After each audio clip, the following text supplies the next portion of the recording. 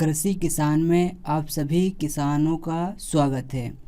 आज के कृषि किसान में हमारा चर्चा का विषय है गन्ने में पहली सिंचाई पर क्या करें और क्यों।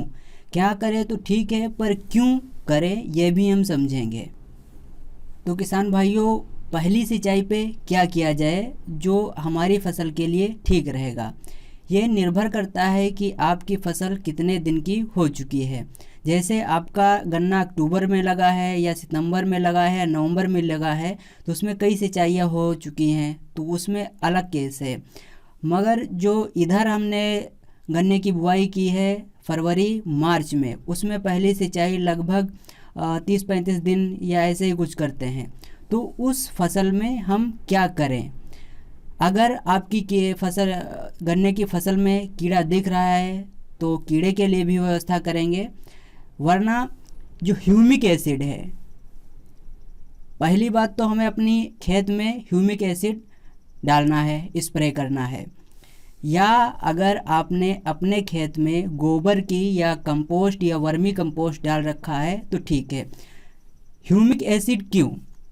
ह्यूमिक एसिड ऑर्गेनिक मैटर को रूट जो जड़ें हैं उसके चारों तरफ बढ़ाता है, जिसके वजह से जो न्यूट्रिएंट जो हमारे तत्व हैं वो उसमें ज़्यादा समय तक रुक सकते हैं। जैसे मान लो ये इस प्रकार के मिट्टी के कण हैं, तो इसमें NPK, Ca, Mg, ferrous, magnesium, sulphur ये कम रुक पाते हैं इस पे।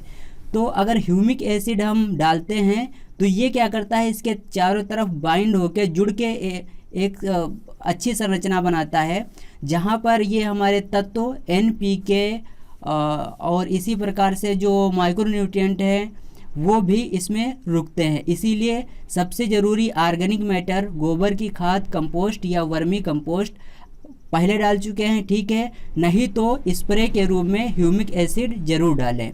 फिर क्या है, NPK 19-19-19। ऐसा क्यों? देखो, NPK 19-19-19 में नाइट्रोजन 19% है, तो नाइट्रोजन 19% होने के वजह से ये क्या है, गन्ने की बढ़वार को तेज करेगा और जो गन्ने की जड़ है वो भी थोड़ा बढ़ाएगा और गन्ने को हरापन देगा। मगर इसमें जो फास्फोरस 19% है, यहाँ पर फास्फोरस का काम है जड़ों का ज़्यादा से ज़्यादा विकास करना। फसल में, हमारी गन्ने की फसल में जितनी ज़्यादा जड़ें होंगी उतने ही कल्ले ज़्यादा निकलेंगे, और जितने ही ज़्यादा कल्ले होंगे उतने ही ज़्यादा गन्ने बनेंगे। जितने ज़्यादा गन्ने बनेंगी उतने ही हमारी जो उत्पादन है वो बढ़ेगा। पोटास का क्या काम है? पोटास का हमारे खेत में जो गन्ने का तना है, तो गन्ने के तने को अच्छा करेगा, मोटा करेगा और रोग प्रतिरोधक क्षमता और कीड़ों से लड़ने की क्षमता को बढ़ाएगा। और फिर उसके साथ NPK 0-52-34 इसको क्यों डालें? क्योंकि यहाँ पर हमें सिर्फ 19% ही मिल रहा है।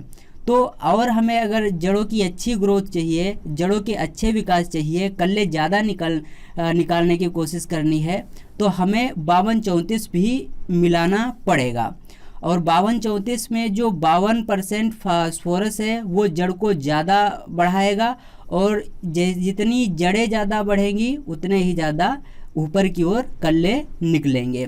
और इसमें 34% जो है वो 34% ये हमारे जो गन्ना है इस गन्ने की गुणवत्ता को बढ़ाएगा और इसमें कीड़ों के प्रति लड़ने की क्षमता को भी बढ़ाएगा। तो इस प्रकार से हमें पहली सिंचाई में ह्यूमिक एसिड NPK 19-19-19 और NPK 0-52-34 का प्रयोग करना चाहिए। अगर आपके खेत में कीड़ा भी लग रहा है तो कीड़े के लिए हमने एक पहले ही जो कल्ला छेदक है उसके लिए वीडियो बना रखा है, यहाँ पर आई बटन पे आपको वीडियो मिल जाएगा, देख सकते हैं। फिर भी कीड़े के लिए क्या, फाइप्रोनिल डाल सकते हैं। फाइप्रोनिल के अलावा क्लोरोपाइरीफास और साइपरमेथ्रिन वो भी डाल सकते हैं। और जो कुछ केमिकल हैं वो आप इस वीडियो में देखेंगे, आपको सभी केमिकल मिल जाएंगे, उनमें से कोई एक केमिकल आप डाल सकते हैं। ध्यान रहे इन सब का घोल अलग अलग बना के और फिर आपको टंकी में मिलाना है।